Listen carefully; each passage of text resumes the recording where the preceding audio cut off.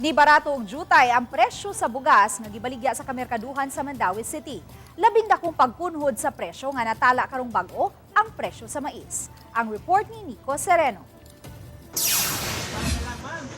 Gikan sa piso ngadto sa tag 2 pesos kada kilo. Kini ang natala nga pagmenos sa presyo sa gibaligya nga bugas humay sa merkado sa Mandaue. Matod sa mga nagnegosyo, sugod kini niadtong miaging simana. Gikan sa ilang mga suppliers, mius-us ang sinakong presyo sa ilang kuhang bugas humay, maong ni pamenos na sab sila sa presyo sa kinilo. Pag last month, katong pagdiri kayo, taas pa man to. Karon ni minus na gid siya. Diin man gikan ang pagmenos ma'am sa inyo. Gikan sa mo supplier. Kung unsay among kuan sa supplier, mao sa di amo sang iubos. Sa usa ka tindahan, ang labing dakong pag-ubos sa presyo moabot sa 5 pesos ang pagmenos alang sa broken nga variety. Mapalit ang broken rice sa tag 43 pesos kada kilo. Ang bag-ong ani nga klase, 45 pesos ang kilo. Sukad last week, dito ko nagsugod ang ato ang pagminos sa bugas sa presyo prebuyag.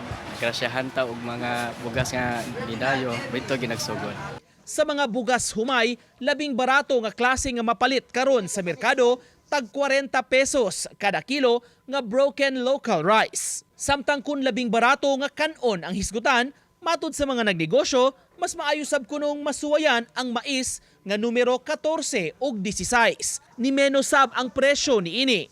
Tag 35, 36 ug 37 pesos na kada kilo, depende sa klase. Uban ni Godfrey Relien, Nico Sereno, Balitang Bisdak.